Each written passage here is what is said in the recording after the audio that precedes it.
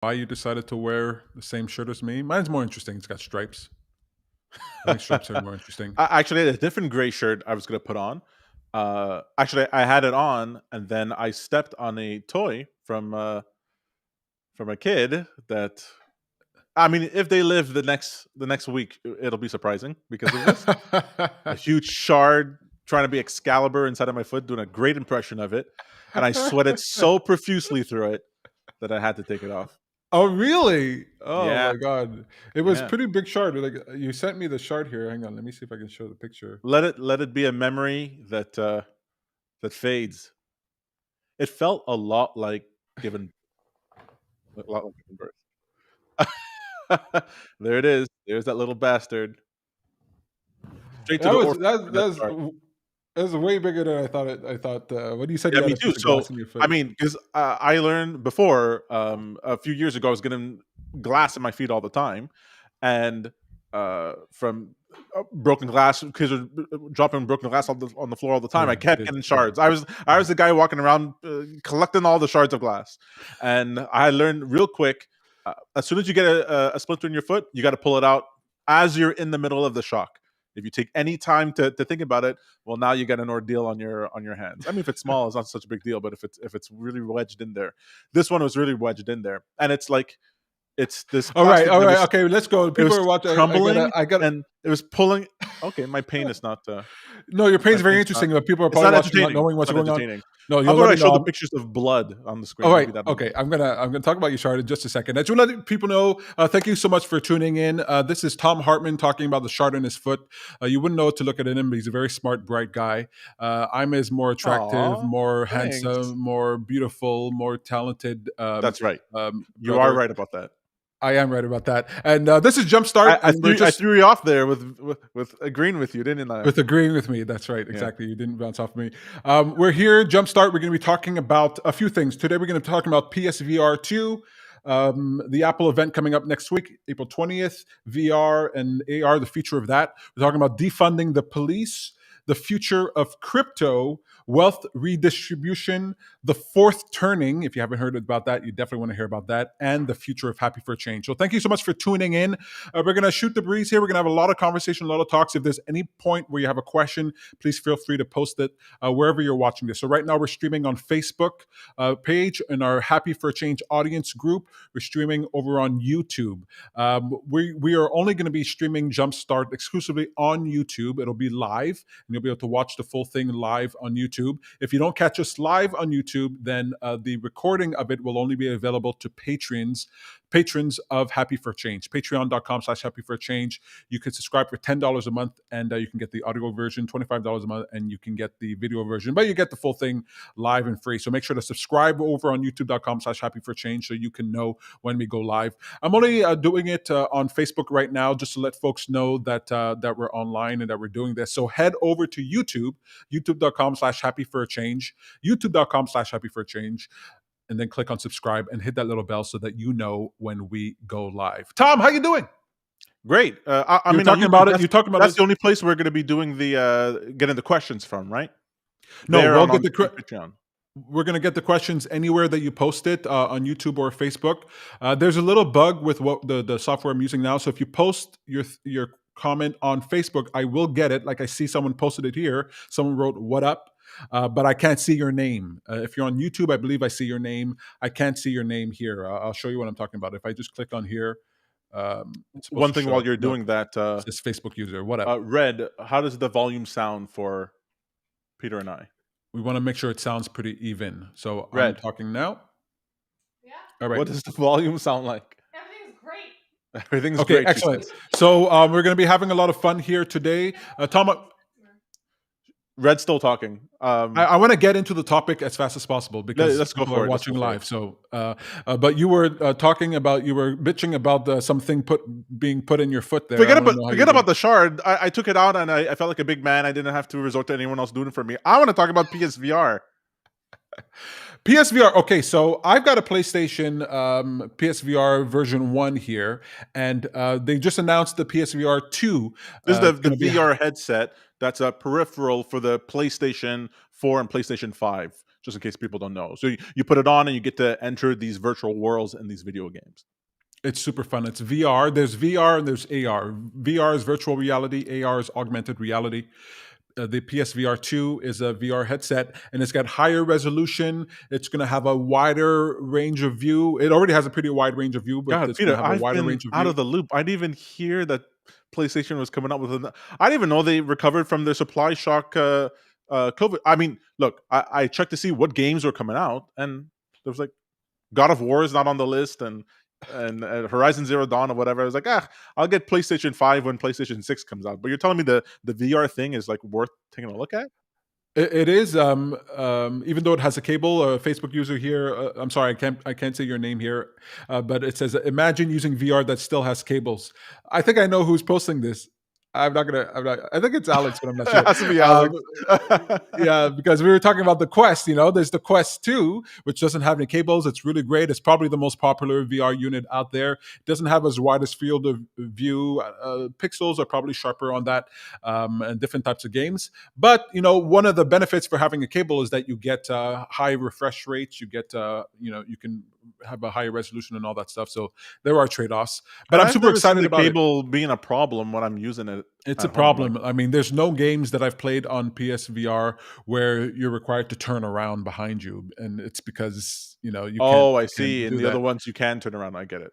You're all around. You can map your room. It also has AR in that you can actually press a button, or if you poke your head through the boundary, it will show you your actual house, which is really required when it comes to VR. You put on that VR thing, and you kind of feel isolated and alone. I play scary games or whatever. Even if I'm just playing regular games, especially at night, I gotta like peek out and go and check the door. It's called VR paranoia, and I don't know who's around me. Like you just totally I have 2 blocked cats, off. and when they touch me while I'm playing Beat Saber, I want to lose my mind. I'm gonna kick and flail about. I have just 2 lightsabers, I think, on my hand, doing nothing to protect me. Who knows if it's a cat? Yeah, yeah. So PSVR is coming out. I'm very excited about that. I'm happy for the world that's going to create. I want to talk about VR in a second, but there's an Apple event coming out. Apple event happening April 20th, and I got my fingers crossed. I mean, it's a long shot, but I'm really hoping that they finally release their VR unit, because they've been creating a VR unit. It's sort of on the level of Microsoft HoloLens. It's going to be like a $3,000 US device, right? So it's going to be, HoloLens is used for product development in companies and all that stuff. so it's going to be the AirPod Maxes of VRs, just like yeah. It's like, look, it's going to be, if you don't have any cryptocurrencies, you can afford this VR headset. Just keep walking along. I think, if I'm not mistaken, I think it's 8K resolution per eye. Why don't they just say 1,000,000K? Like, I'll believe them. I need glasses. I take off this thing. I put on the VR lens. Whatever. It's all 720p to me. I really hope that Apple comes out with a VR lens sooner. Wait, so rather than would you later. actually like? I mean, obviously, you wouldn't consider getting this VR headset, but do you think it's going to be like a game changer? Like, well, I'll get it. The bar for everybody else. If Bitcoin does better, then yes, it will raise the bar for everyone else. That's the role of Apple. Like that's kind of what Apple does. Like, did you know you needed AirPods? Did you know you needed an iPad? Did you know that you needed an iPod? Like, Apple is an industry leader, and if they come out with a VR set, then a lot of people are going to be very interested in it. I really do think it's going to move the needle and get people to want it. Yes, first generation will be expensive at $3,000 US, whatever. But as we progress, 3 years from now, 4 years from now, then the old one will become more affordable, et cetera, et cetera, et cetera. So I do think it will matter. It will help people go in, just like they worked with the app world and created a whole ecosystem of apps and made developers who wanted to go to the app thing. If they integrate their VR set with their devices or with their smartphone or something, then I think there'll be a lot of reason. And I believe they've been preparing for this for the past few years. The LiDAR lenses in the iPad, in fact, the iPhone 12 Pro, I think Max also has that as well, where you can like scan your environment with this super accurate 3D sort of scanner. And you can even use AR applications that will have real-time reflections. Like real time, like you have a ball, real time reflections of what's going on in your space, shadows, real time lighting effects that are using the light source that are in your place in order to cast shadows.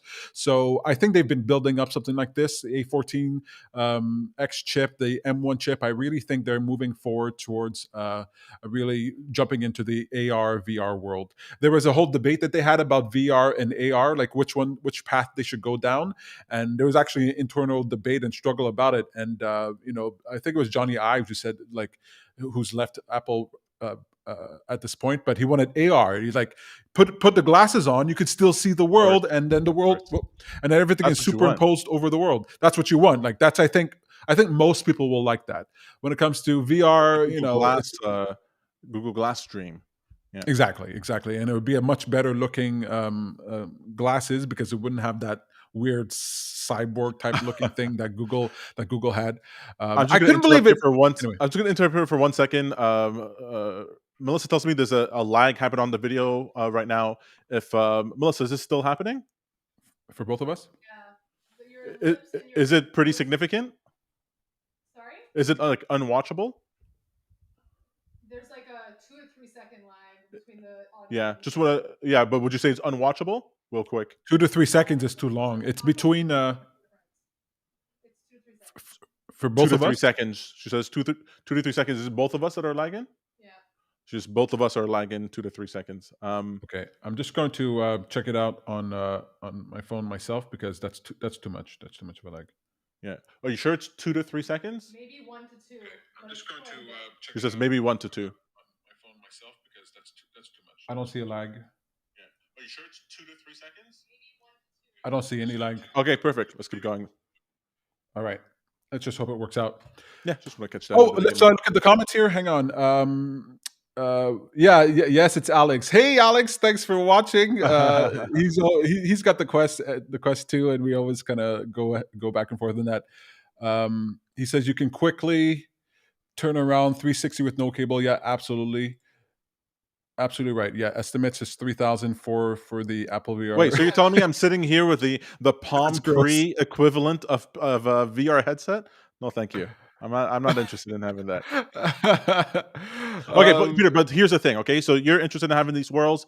I'm interested in the crypto component of VR, right? So the idea of, like, we're gonna have to start thinking about what happens when things can be tokenized within the digital space, which is just to say, what happens when something you're seeing in a VR space is unique. When you're seeing a cup, when you're seeing a chair, that exists only in that location, because then you're gonna have stuff like, if you own a piece of art in the real world, you can have the NFT, the non-fungible token, the crypto version of that within the digital space, and inside your virtual space is that art that reflects that. You can have people create custom looks, architecture for the buildings that you live in the VR space, clothing that your character wears, stuff from other games that you can bring in, right? That sword that you got in World of Warcraft that you could put on your wall, on your mantelpiece. I'm really looking forward to. I want these VR units and AR units to really increase in quality and accessibility, because we're gonna get more of that stuff, and we get to unlock creativity and value. Because I know, like, as a I'm not interested in. I know someone might not be interested in pottery in the real world, but imagine they're interested. You have all these people who are fantastic digital artists. You see games like the Last of Us and the Last of Us 2, God of War. You see Halo. These amazing environments. You get these creative, talented people who are used to using these digital interfaces in order to create something. Imagine they're able to create something unique in the game, in the same way that someone with a factory or some artisanal shop are able to create something like that in the physical world. So I'm so totally excited for that VR space to meet crypto. One of the things I want to do today, and one of the reasons we're streaming into the Happy for a Change audience, is that I want to let the audience know what Happy for a Change is thinking and where we're going and what we're excited about. I created Happy for a Change in order to create an audience that would give their attention to great ideas, because our attention matters. When we give our attention to great ideas, it impacts the world. It makes it more likely that those ideas will flourish. And I can't find a better idea than crypto. It actually makes everything better. And I wanted to comment on something that you talked about there about VR.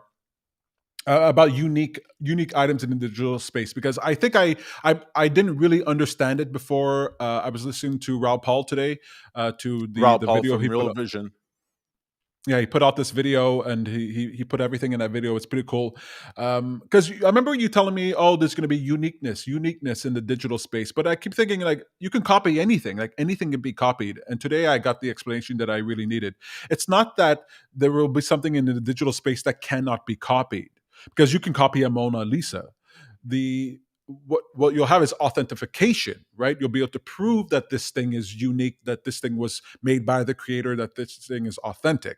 And so, what one thing I can't wait for, it's like you look at a Mona Lisa and you go, well, what's the value of the Mona Lisa? Well, the canvas that it's using and the paint materials, it's not worth that much. But what makes it valuable is the who created it, and that it was created. So if you had a Mona Lisa, and I say this was created by who drew the Mona Lisa? Who was it again? I Leonardo totally da forget. Vinci. And you say, okay, this was created by Da Vinci. It was a Then drawing that was painted, but yeah, go ahead. painted by Da Vinci. Then you go, okay, now this canvas and paint is worth more because of the relationship it had with the creator.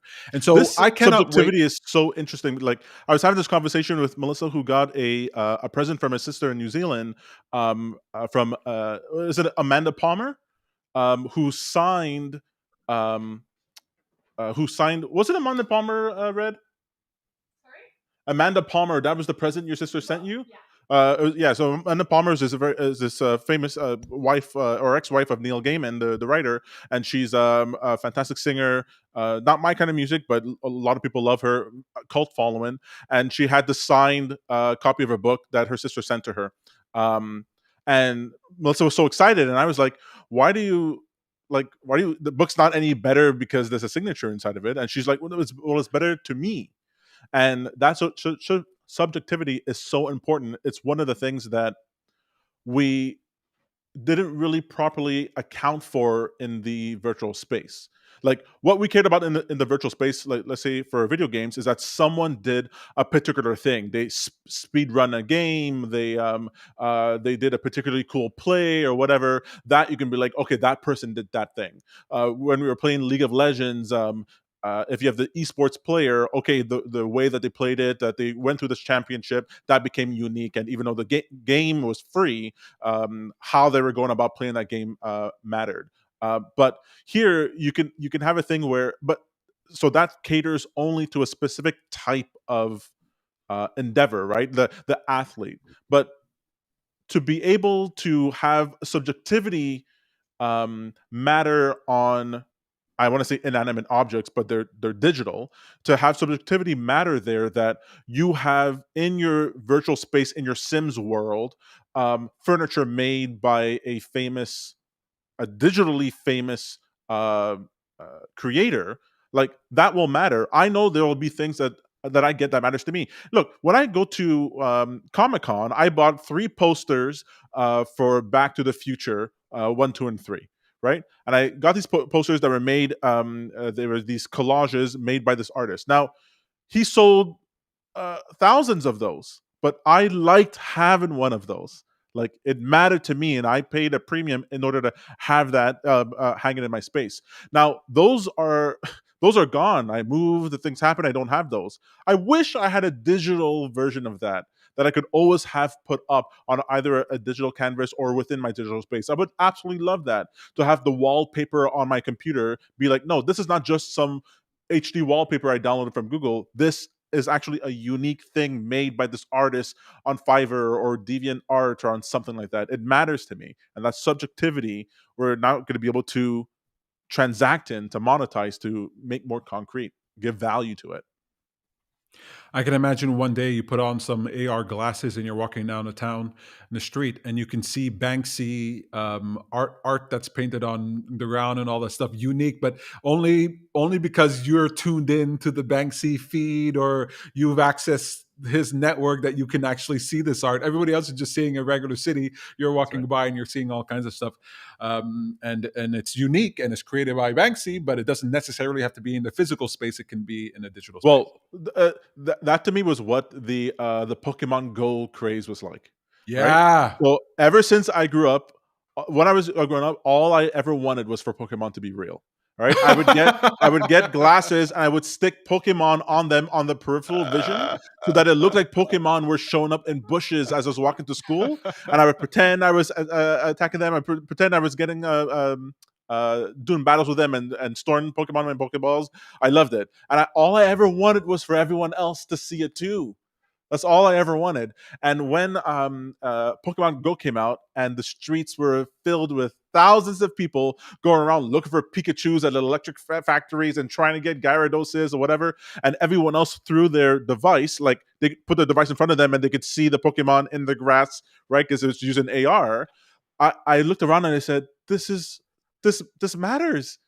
These people are collecting these digital Pokemon, but it didn't matter. It felt real. It caused our behavior to change. It made us go out more. It made us interact with people in a different way, which is one of the ways we account for value. Like that matters that we're able to do that. I remember when I go ahead.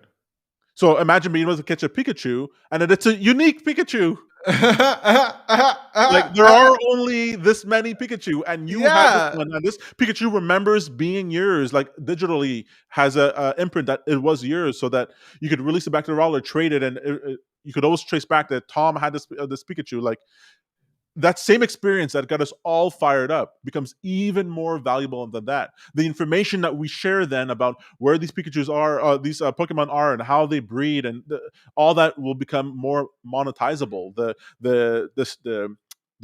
what do they call them? The currencies and stuff inside the game that you're collecting, you can actually trade for something, and that token that you trade, those potions that you trade to somebody, they can then turn that into money to buy groceries at the grocery store. Like. That's the part we were missing.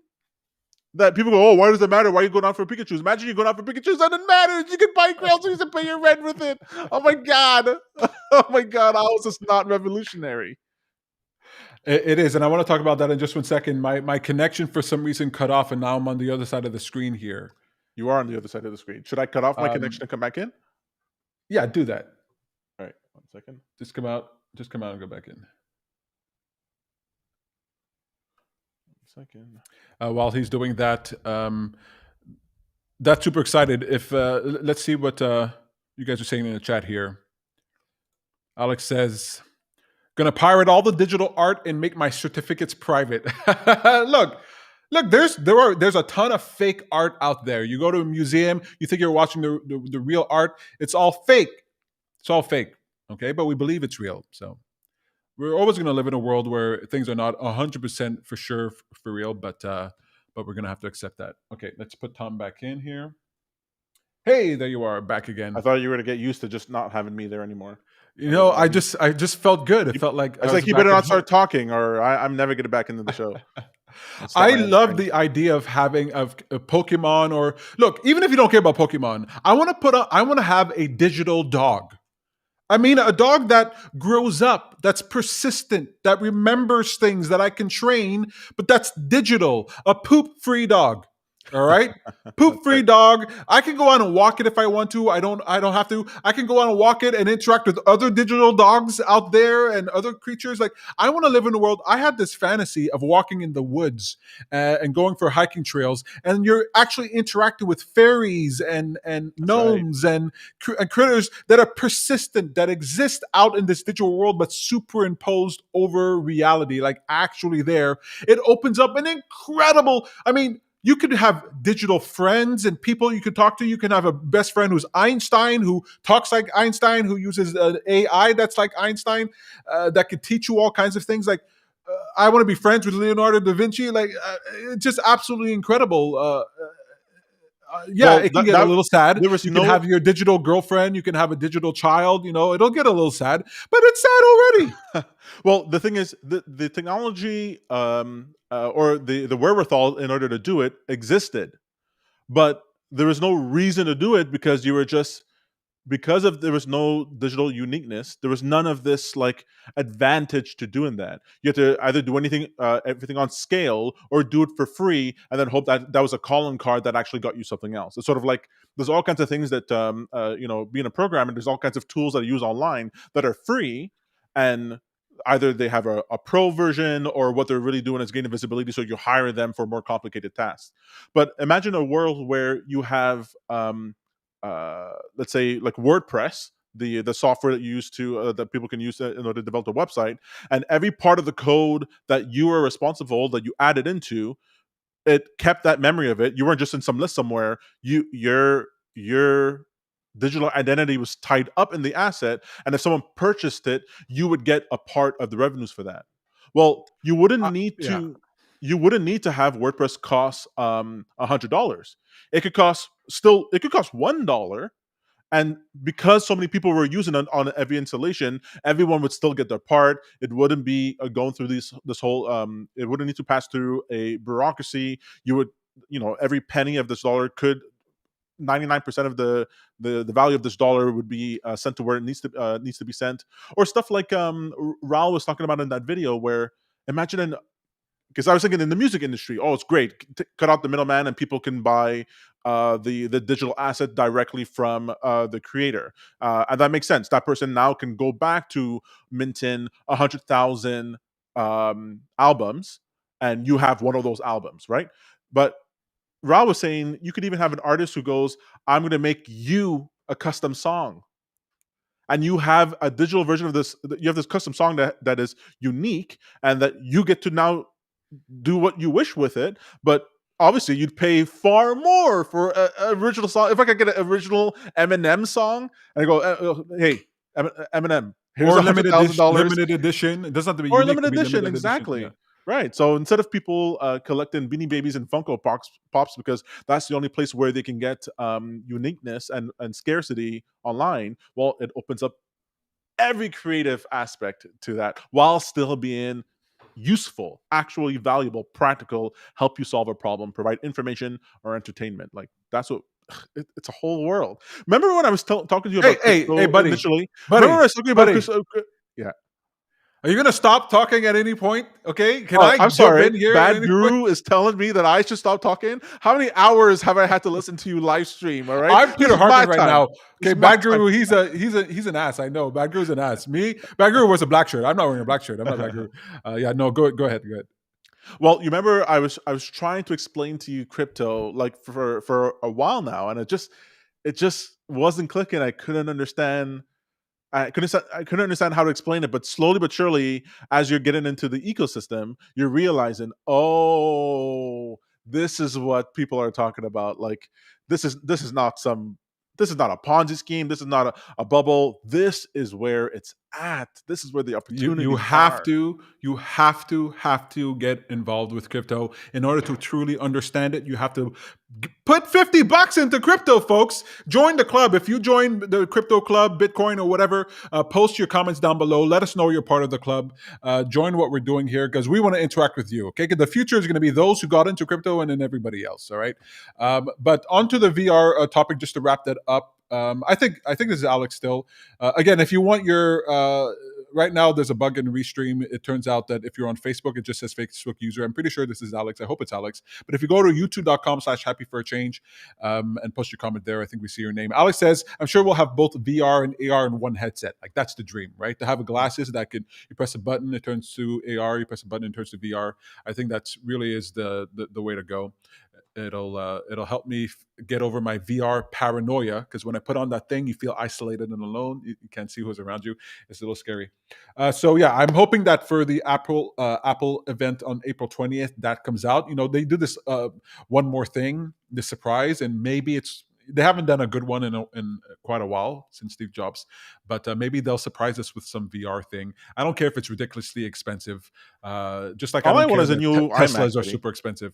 All I want is a new iMac. We might be announcing the iMac at 24-inch iMac. Has colors. Wait, You ready for 24? iMacs? No, Yeah, I the want reason 27. 24-inch. Yeah, I know, but they start out with the small ones. So first we got the 13-inch MacBook Pros. We had the Apple Mini. Like, they're still selling the other machines. So I'm pretty sure they're trying to sell it in such a way that, everybody doesn't throw out their own machines and no longer interested in buying the higher end models. They're releasing it for the lower end, not the pro end.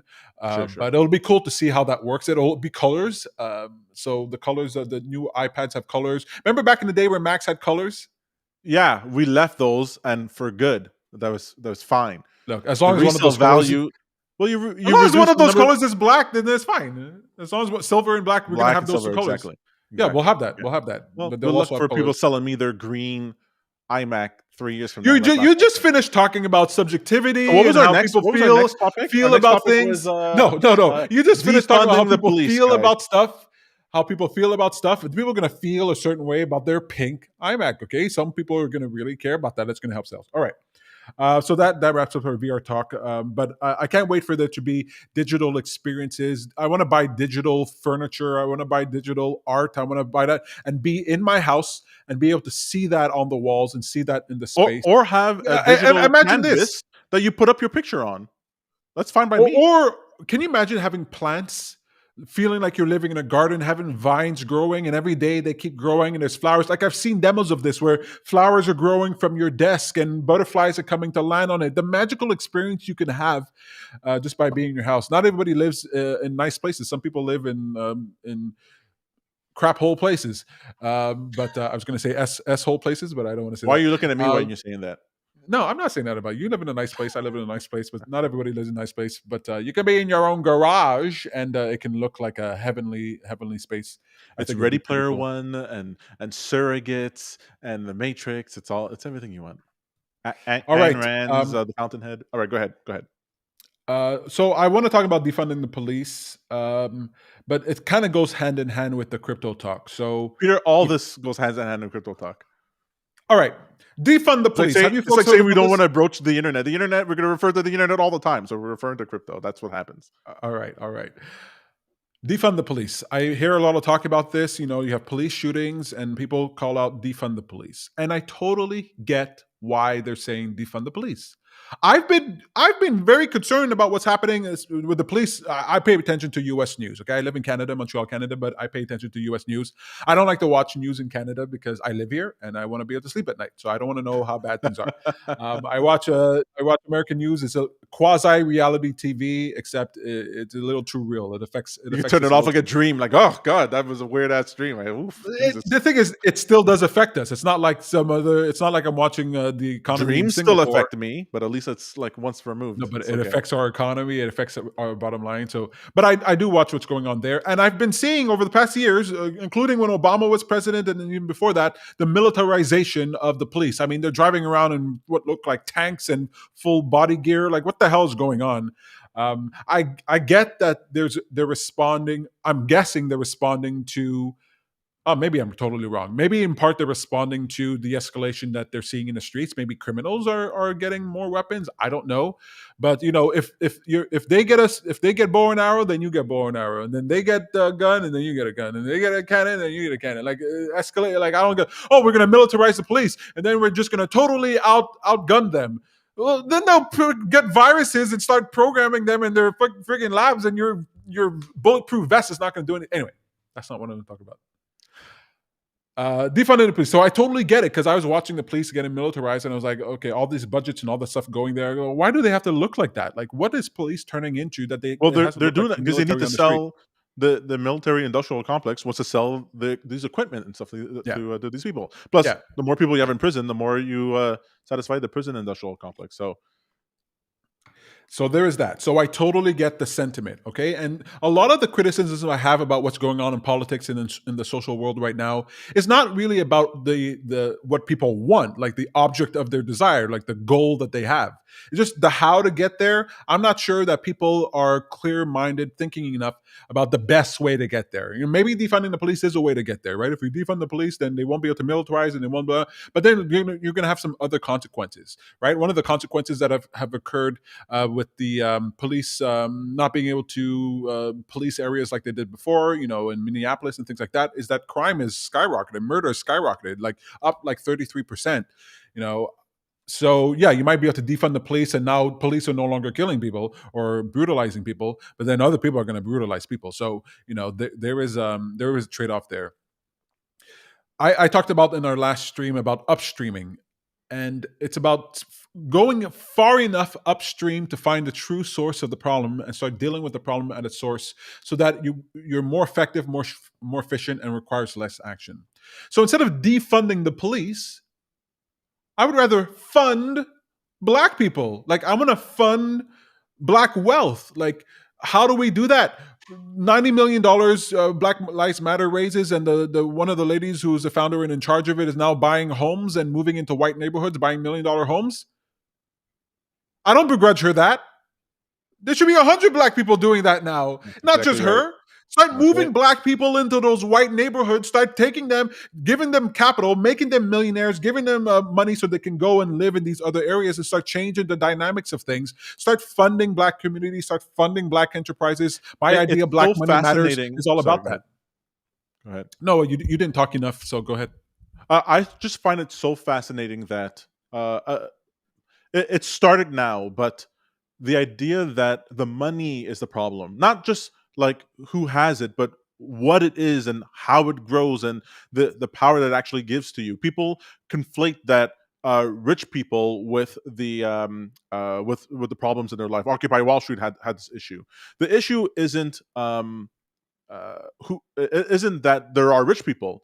It's that you just need to be able to have the money flow around better, not take it from here and pile it up over there. It's this flow of money and Upward mobility, right? It's like being able to, it's not that there are rich, middle class, and poor. Is that if you're poor, you should be able to find your way to the upper classes. well, I mean, up and even more down. upstream than that. Like, so, people who come from wealthier families, it's part of their education, part of what they see in their daily life, and what they're Right, expected yeah. to do, to how to manage money, how do you turn a little bit of money into more money, how do you explore opportunities, and how do you weigh risk and rewards.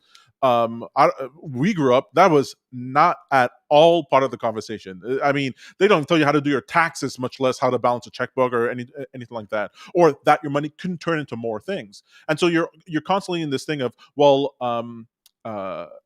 let me just make it to my next paycheck, or there's no point in me trying to get ahead because I'll never have enough money to do it, without understanding that there's mechanisms for how to turn a little bit of money into more money. Now, going from 0 to 1, that's near impossible, but there are plenty of black people who, if they understood, oh, wait a second, if we just took a generation and spent money amongst black people and encourage entrepreneurship and innovation, we'd be able to create value amongst our own community, and then they would have, sort of like this Jewish mentality of, let's help our own. We're being persecuted. Let's help our own. Let's develop a sense of culture that lasts more than our generation and pull each other out of poverty. Right. So you could have one family member generation that came out of the Holocaust, and the next one starts a clothing factory, and the third levels are doctors and lawyers, because you have this sort of mentality. But within the black community, that's not there. The idea of fighting the man, and that there's no point in trying, is very, it's very prevalent. And I wish there was more.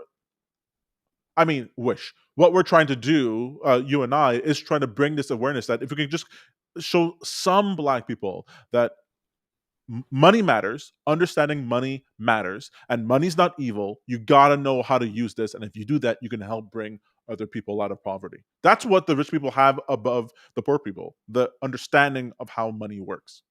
I remember listening to an interview with Kevin Hart, a conversation with Kevin Hart and Joe Rogan on the Joe Rogan Experience. And Kevin Hart was talking about this, like how black people don't understand money and they don't understand wealth management. They don't understand appreciation, and he didn't even understand it until he had some money in order to deal with it. And so providing that education is very important. I think part of the problem is that you get the baton from the previous generation, and the mantras, the points of focus, all that stuff comes from the past. And to some degree, that tradition being passed on is super important, to remember your history, to learn from it. At the same time, we're getting this clash of this newness, these novelty, this new technology, new ways of being, that if you have a traditional mindset, you might not realize how this new thing can help you, because it seems so different than the last thing, like fighting the man and getting regulations passed and dealing with the police and dealing with government. That's the old way of doing things, because that's the way you had to get stuff done. You had to lobby your senators and your Congress people. You had to get things done through government. Folks, those days are long gone, okay? Government is where things go to die or things go to get corrupted. That's not at all where we need to put our focus. It used to be, and that's why when you look at the Martin Luther Kings and the Civil Rights Act and all that stuff, you're like, oh my God, it created such great change. We need more of that. Yeah, absolutely. But the systems that they use in order to do that, I mean, people at least listened to each other back then. Black Panther and KKK would be working together for commonality to fight some other injustice. They understood how to play politics. They understood how to come together even with your enemy in order to get stuff done. We are done with that, right? There's no way. Like if you are slightly disagreeing with the mainstream on something, there's no coming. You're going to be called a white supremacist. You're going to be called you've integrated your racism or whatever. You're too privileged or whatever it is. Like there is no more common ground. There's no more work together. There's a Cold War that's happening right now in our world. And if we try to use the old way in order to get stuff done, it's not going to be as effective as this new way. Right now, folks, there is a transition from the old system to the new system. Just like we moved from paper and just like we moved from cars to horses and from paper to computers, now we're moving into the crypto space. And I know we talk about it a lot. It's just, God damn it, if you don't get into the crypto space, you're never going to understand what we're talking about, and you're going to be woefully unprepared for what's coming next. In a crypto space, and when it comes to digitization, when it comes to computers and network effects and social media, we are, instead of having to create a committee and a government thing that will then do an analysis and figure out reports, we don't need any of that stuff anymore. We can directly relate to each other. We can directly network, and we can directly experiment and expend money and expend funds. I remember hearing about Bill Gates, and I read this new article a few years ago. Bill Gates created an energy fund, a renewable energy fund. It's $1 billion in order to invest in researching renewable energy.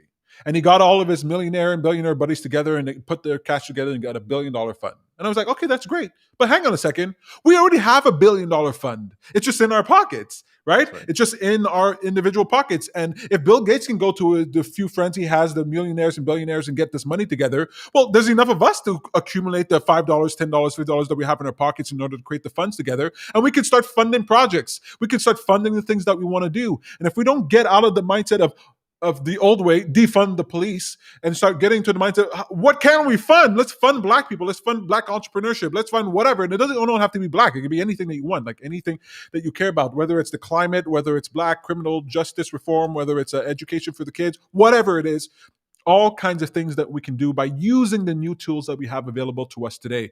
This old way of thinking, this old mindset is useful in order to understand the context of where we came from and the traditions that helped us get to where we are now. But don't use that as an excuse to ignore the power that we have today. And don't let the rich people who are already late to the party, they're already still not understanding it. Don't let them get ahead into this new world before you do, right? Get into the crypto space, get into the social media space where you learn how to use social media for good, how to work together as people, and not stop depending on legacy systems in order to solve our problems. Defund the police, I get the sentiment, but there's a better way forward.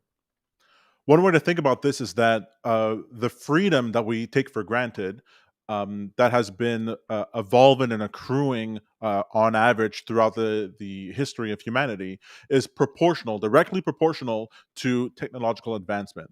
Right. So when we started off with fire and weapons and language, these are types of technologies. It allowed us to free from the bonds of not having enough food, or being at the mercies and whims of other animals or weather. As we congregate together and we learn how to make stronger walls and better roads, and we learn how to store information over time through memorization. We learn how to carve stuff into stone and rock and wood and all these sort of things. We then are able to store information to pass from generation to generation, right? You imagine, I think Joe Rogan was talking about this, a dog who learns, oh, wait, this is a better way for me to do something. They could only pass on something to the next generation through their genes. But we're able to pass it along in an actual concrete form, so that the next generation doesn't have to learn that again. This is a way we've been. Dawkins, I think it's Dawkins who came up with the principle. Well, that's for memes, but literally, like by making something out of stone, by writing something down, by passing this information on through language, to have this songs and stories passed down, where these are all we use creativity in order to store information and productivity and pass it on to the next generation. And that has unlocked more of our time and our mind, and has allowed us to express freedom more and more. Now, the thing is, it allows for those who want to oppress, those who want power, to also gain a foothold, because that's what happens. When you have the technological development, people realize it could be used for either for good or for bad. And so often, the psychopath, the sociopath, and those who want to get more without any work, they can use it in order to con people or coerce them, or don't want to hurt them in order to get their way. But that same technology can be used by other people in order to generate more freedom, more accessibility to information. And so now we take it for granted, having access to the internet and being able to pull up information at any given time. Just like people took it for granted to be able to turn on the TV and see what's going on the nightly news, or turn on the radio and being able to see that. Just like people took it for granted before that to go to a library and access information from different platforms. But what's going on is that the freedom that we're able to exercise, it's still in it's our responsibility to do that. The freedom that we can exercise is proportional to the technological development. And we're now seeing a convergence like we've never seen before between where technological development has now crossed into money, right? We had before, up until, let's say, not that it didn't make money, but that now actual currency, like actual money, is that what you mean? Because money was always involved with technology. Separate the idea of currency and money. When you're talking about money, think of something like an asset, something that is actually valuable. Your house, a chair, a computer, a car. These are things that are valuable in and of themselves, and have the byproduct of being able to be a store of value so that you can exchange it later on. So, if you buy a car now, you might be able to sell the car later. The currency is just a representation of this asset, right? And so we've often used as humans a commodity. It could be feathers, it could be stones, it could be gold, it could be something, to as the easiest form for us to carry and exchange with other people. But it's a bearer asset. People have that, and they can. Someone steals your gold, they have your gold. And so we started using IOUs that were tied to certain banks. You could have things checks that were tied to your own specific name, and we've come up with all these creative ways. But using the print and press, using minting, using technology in order to try to turn money into a currency that was useful to us. But then we got to the point where it was digital, right? We had more of us spend our money from our debit cards and credit cards than we ever actually physically spend a thing. And that was able to unlock creativity and productivity, because you were able to lend out more money than existed. Then there was gold on the ground, and you were able to borrow ahead of time instead of having to wait 5 years for you to earn that savings in order to start that company. You were able to unlock more creativity. Well, now we're getting to the point where, but that we never had a network effect with that. We never had this exponential growth when it came to that. Now, though, we have a technology that finally it dipped into the monetary network, dipped into the fiscal network, and now it allows for that value to flow freely and accurately on the digital space. And so people, it was a real shocker to me when I thought about this the other day. People say gold is better than Bitcoin because gold has been around for 5,000 years, right? It's proven itself. Yeah, but that's proportional to the technology of the time, right? Before that, gold wasn't a thing. Before we could mine, before we could smelt the gold properly and make it pure enough and store it in a secure way and transport it as we needed to, we weren't using that.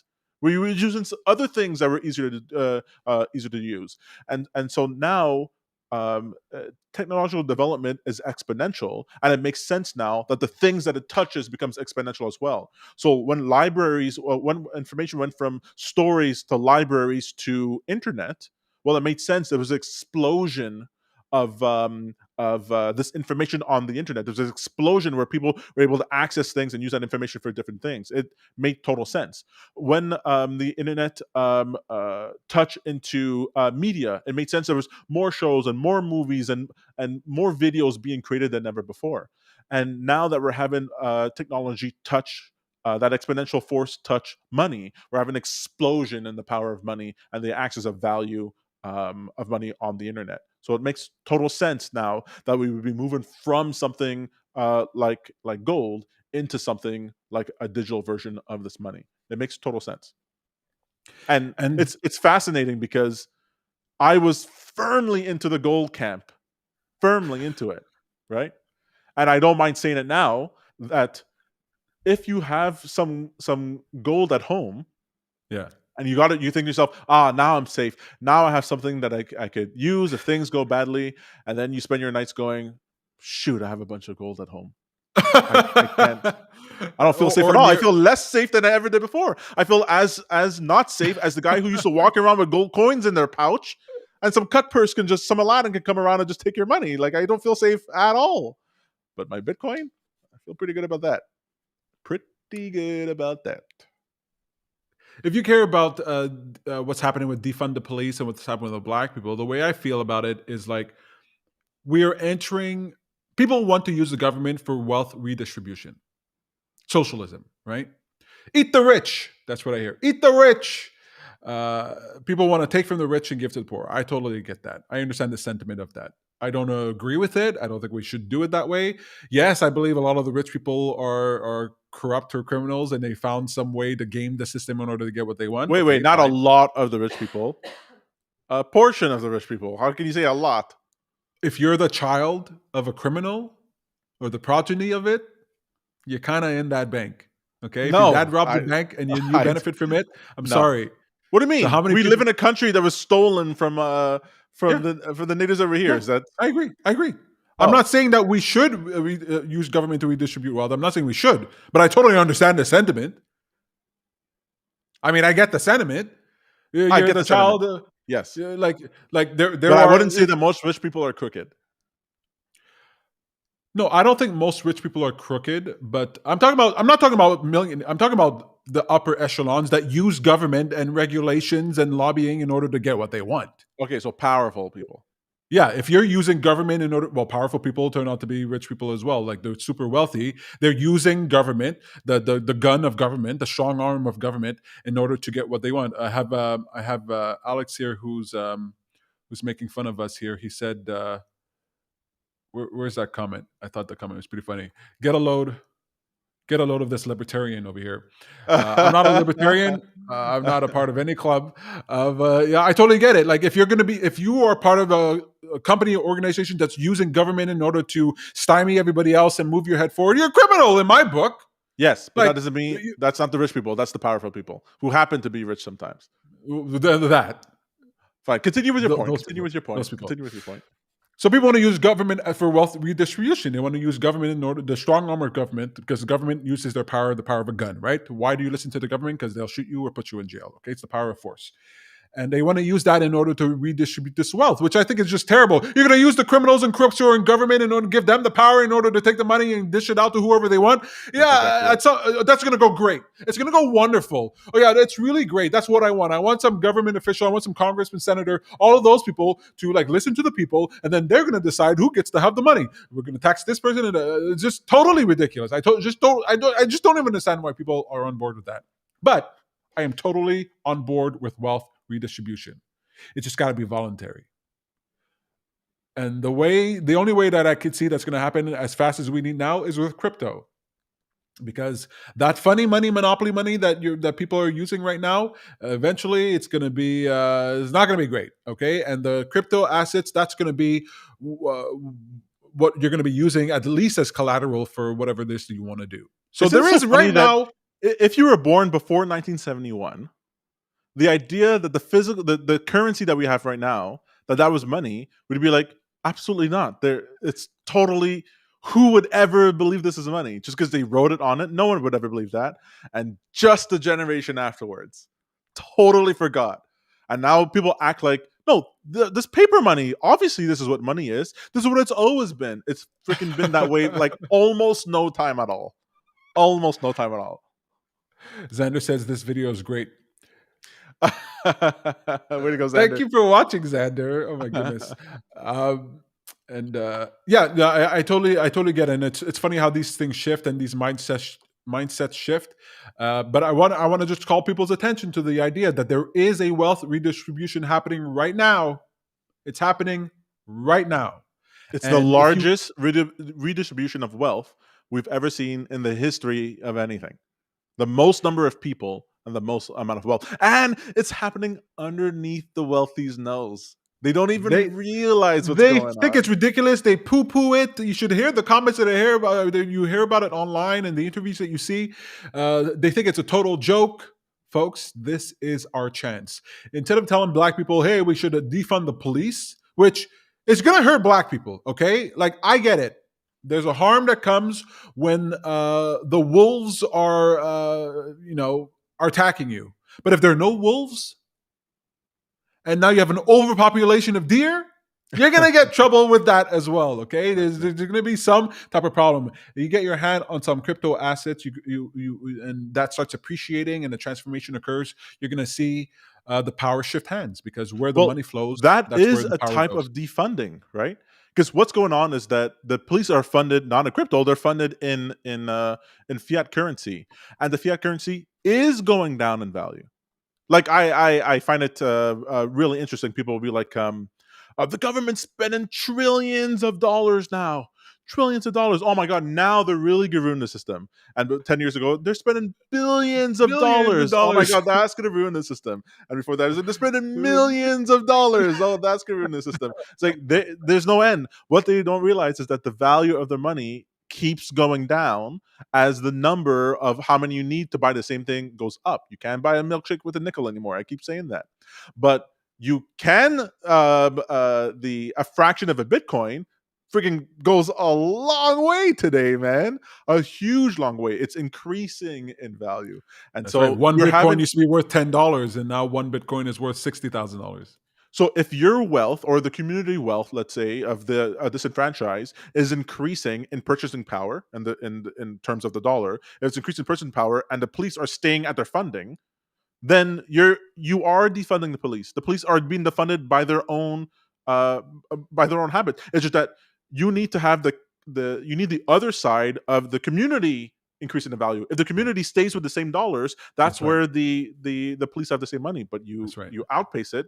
The legacy systems are being defunded. The politicians are being defunded. They don't know it yet.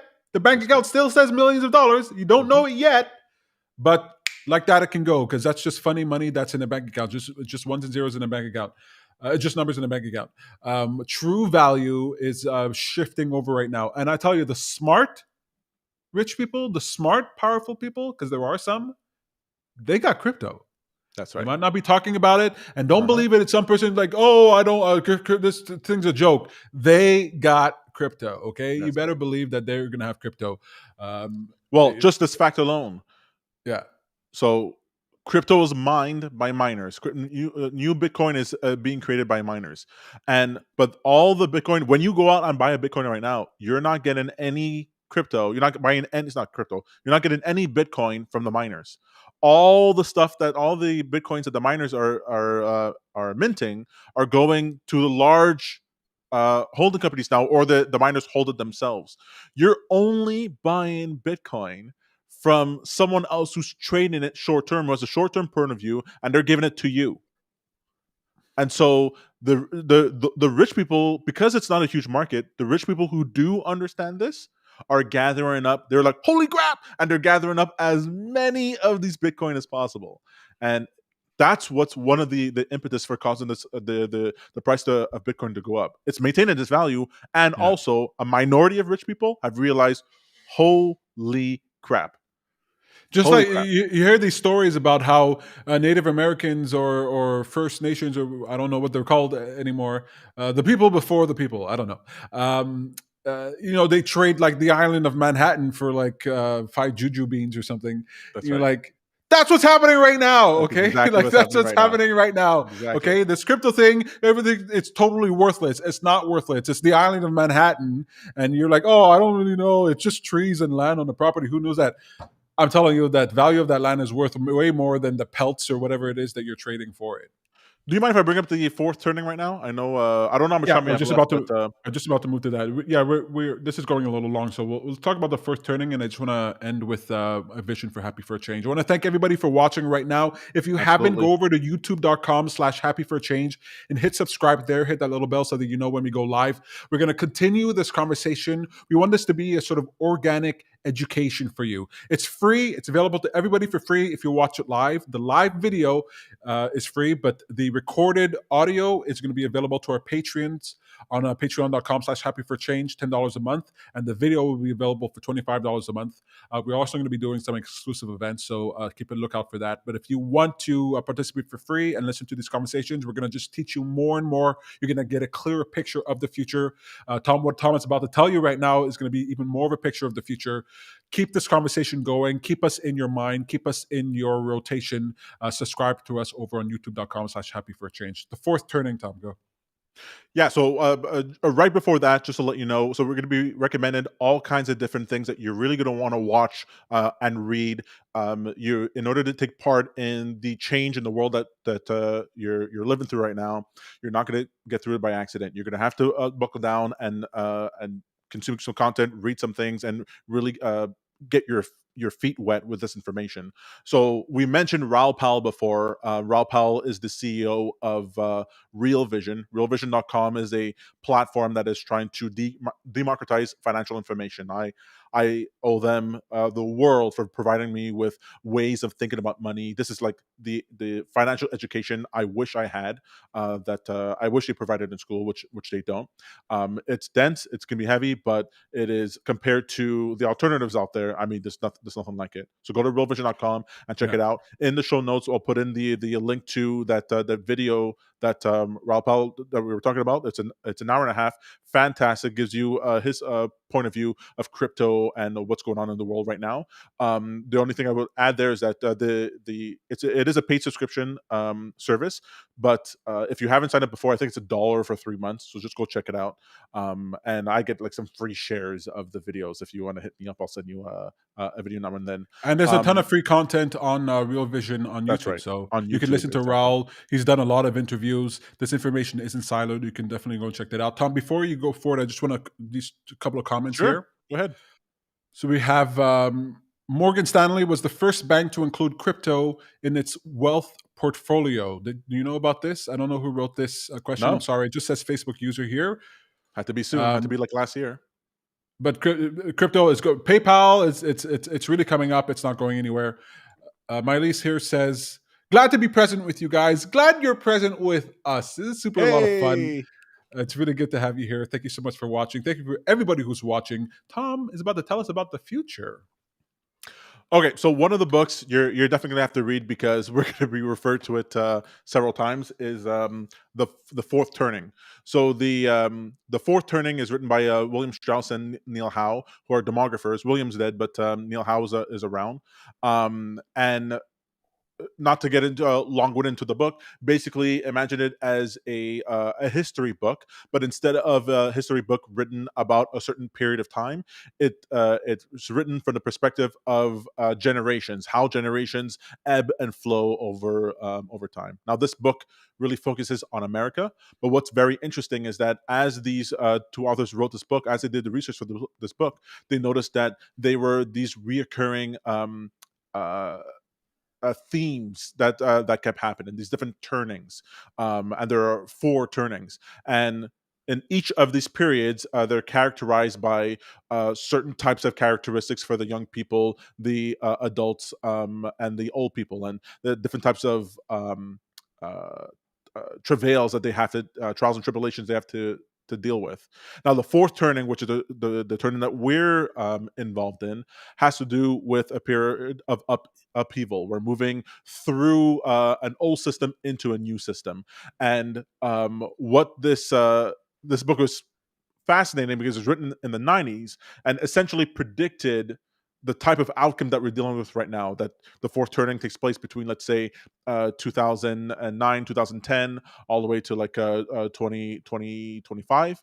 And I mean, it talked about a financial collapse that we saw in the global financial crisis in 2010.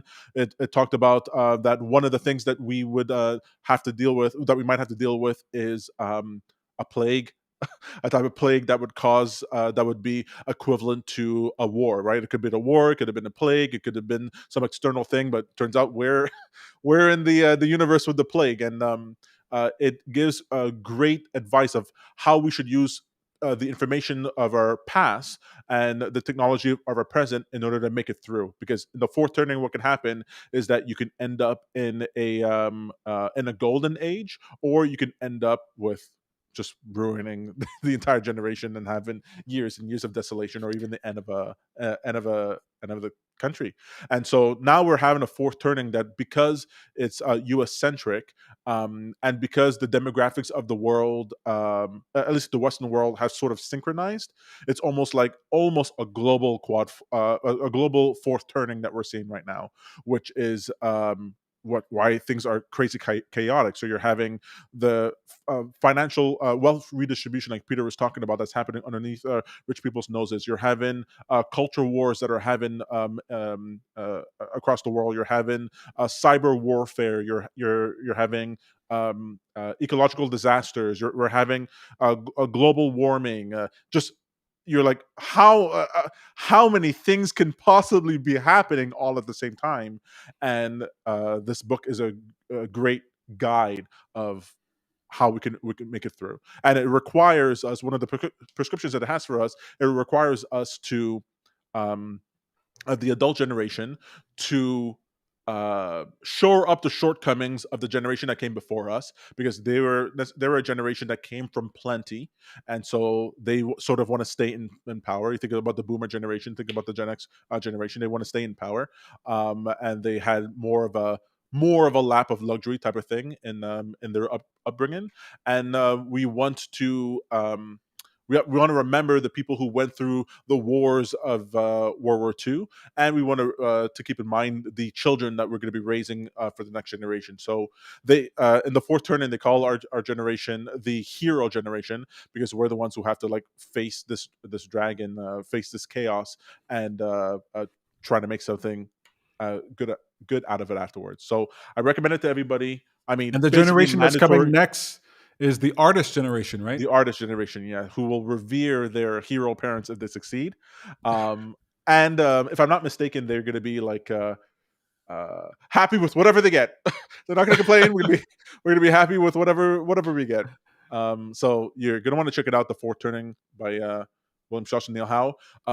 Fun fact, Neil Howe has great videos online. He's very long-winded, but that's what you want from a historian. So you can check out his videos online talking about it. He works for what I love, a financial company, a hedge fund, and basically one of the things, if you can predict demographics, and birth and death trends, you can predict a lot of what goes on inside the market. So he's like, I'm going to use this for financial gain, which is what you want. Peter is always saying this. If someone knows about if someone's going to profess to know something, they better be rich. They better be well off. Yeah, They better be exactly. If you can comfortable, 'cause predict the otherwise- future, you better be making some money. I'll tell you that. That's what we're doing right now, and it seems to be working out. If I'm I'm not holding mistaken, them to it. You got to read that book. I'm holding them to it. They got to read The Fourth Turning. Come on. read The Fourth Turning. It's one of the most influential books that we've read in the past, in our entire lives, but we read That's it in right. the past, a year or so. It's absolutely phenomenal. It almost reads like a horoscope. It's kind of crazy, but it When just you has think that it was written in the 90s, you think if this was written today, you'd be like, okay, it was written in the 90s. You think, how did they have a telescope into they're Ben Affleck from Paycheck. I know it's a deep cut. They're Ben Affleck from Paycheck. They have a telescope into the future, and they saw what was going on. And but I love that we're like, there was other universes, other probabilities of what could happen. I was like, okay, we're not in the darkest timeline, but I'm glad we're not in the darkest one. I'll take this one over some. Well, we don't know yet. We don't know yet. I hear there might be war with China. We got crypto. We got Russia crypto in this one, Peter.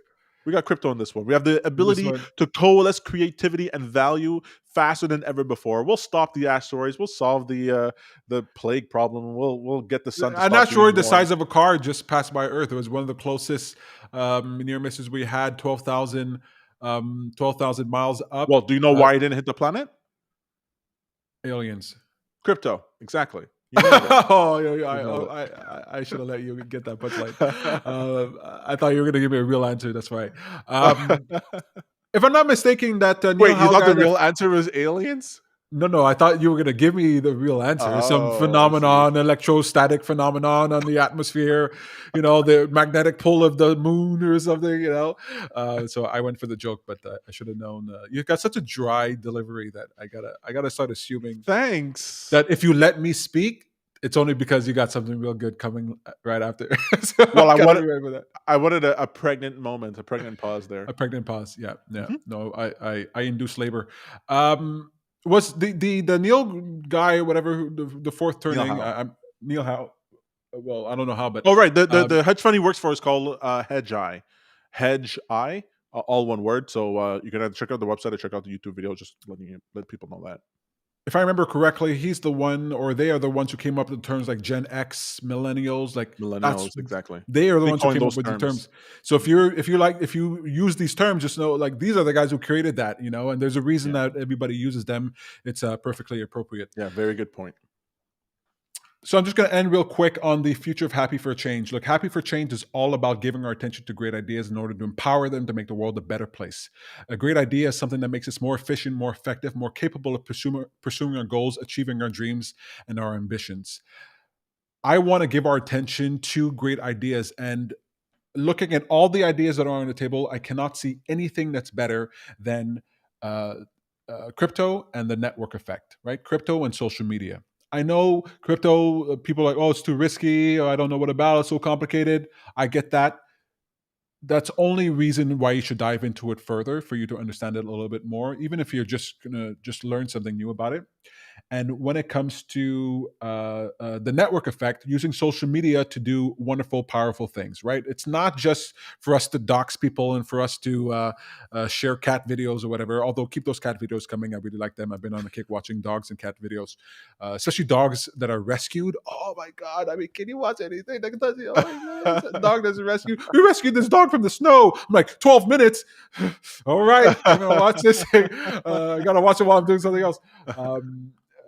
But the network that using social media, we can do that in order to do great things. I want to do that with Black Money Matters, with my Making Millionaire principle. I have a lot of things coming down the pike. I encourage you to follow us. Join the Happy for Change audience. It's facebook.com/happy for change. Just join the happy audience. That's the people who say, look, I understand my attention is powerful and I'm ready to give my attention to something, even in a small way, in order to create change. Subscribe to us on YouTube, youtube.com/happy for change. You can check us out on Twitter, Happy for Change on Twitter. Sacred Prophet, that's Tom who's on Twitter. He talks about finance and all that stuff. I am Bad Guru. I'm on Twitter as well, so definitely check us out there. Give us your attention, because we are going to give you an education, organic education. That's what this is about. This is Jumpstart. It's an organic education for your life. Instead of having to sit down and listen to a lecture and to read reports, we're going to give you information. And as you listen to our conversations, you're going to learn more and more about the world, more and more about money, which is very important, and more about the future. And that's what Happy for Change is all about. Reminding you that your attention matters and that you are powerful, and we're going to show you how you can do that. If you didn't do the call to action that we did last 2 days ago, the last show, which is to get crypto, buy crypto, just get the Coinbase app or whatever app you want to use. Go on the wherever App you Store, are. type in cryptocurrency, download any one of them, put $100 in. Stop. That's Don't do anything else until you do that. Which one did you use? Which one do you use? I use CoinSquare and Kraken. And I've used ShakePay and Kraken. We're in Canada, so you can look at whatever works for you, wherever you are in the world, but get into that space. This call Don't to say it's action too complicated. Don't say it's too complicated. It takes 20 minutes. Just go ahead and do it. You have any problems, you message us on Twitter. We're or write a happy to help. comment anywhere that you want to put us. Yeah, message us on Twitter. That'd be a wonderful place to do it. But also write comments on our videos, anything. If you're watching this right now, you got a question, I don't care how stupid you think it is, just write it down and we'll answer it for you. So your call to action last episode was to get some crypto. Today, it's read The Fourth Turning. I mean, I listen to the audiobook. You can just get the audiobook if you don't want to read it. Get the audiobook and listen to it. You can just ignore the parts that you don't understand about the history of America. I already knew about the history of America. I followed that information along. I really like history. But you don't have to know that. it's about what's coming that's really important, and that's really going to touch you if you don't care about American history. So don't be put off by that. Definitely read it. Look, the rich people in the world, successful people, powerful, they read The Fourth Turning. Okay, They We're not refer telling to you- it all the time. It's For part of the Bible. decades, people have been referring to this book. Literally, we use, like Peter said, we use the terms like boomers and Gen X and millennials and Gen Z, like they came up with these terms. So don't just pass it by. This is not just some book on the bookshelf. This is stuff that has influenced multimillionaires and billionaires' way of thinking.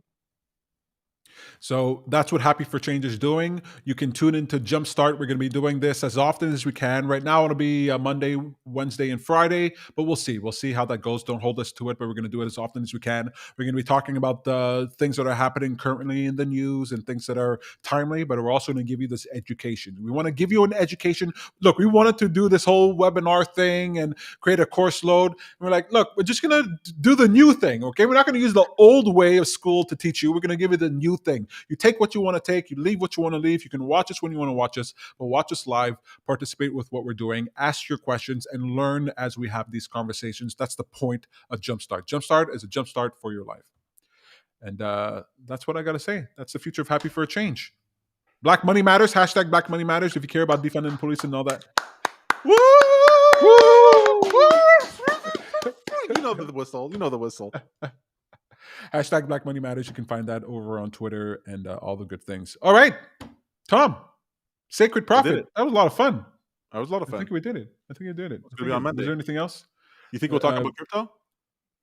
I think I'm going to start getting into the nitty gritty because I expect people to actually get their crypto, and then we're going to start talking about how they can actually use it. You know, that's the whole point. That's like, people are going to jump into these videos 2 or 3 months from now and be like, "Oh shoot, I got to go back and watch the previous ones," and because we're not going to be just recapping things constantly. Like, do your homework. That's what this is about. If you just want entertainment, just want to rail against the world, go to Jimmy Dore. Bad Guru Nightly. Bad Guru Nightly. Bad Guru Nightly is a useful show that has changed my life for the better, Peter. I'm talking about just pure entertainment. I know you come to jumpstart your life in order to figure out how to actually make money. If people who watch the show can end up being more or can end up being wealthier a year after they've watched this, then I would say I've done my job. That's what I mean. Tom is going to teach you how to make money. In fact, you can go check out a video that he started, the series that he's starting on his channel, Sacred Prophet on YouTube, where he's turning $100 into $1,000. He's teaching you all the principles of making money. It's a pretty good education. He's just getting started. There's only 4 ways of making money, folks. Only 4 ways of making money. What are the 4 ways? We'll talk about that in the next episode. No, I'm just kidding. Go say it. What are the 4 trading, ways? transformation, appreciation, and arbitrage. No. I thought arbitrage was one. Arbitrage is a type of trading. Okay, say the 4 one again. I stepped on it. Trading, transformation, appreciation, and interest. You think we could talk about that in the next one? Yeah, we could talk about that in the next episode. Did I make you whistle on that one there? Yeah. All right, this has been a lot of fun. Thank you so much for watching. I really appreciate it. My name is Peter Hartman. I'm Tom Hartman. And you're watching Jumpstart. And these are the facts. Wait. No. I thought we worked on our catchphrase. No. Right, you're watching Jumpstart. Just end the stream, Peter. I'm ending the stream. Just click the button.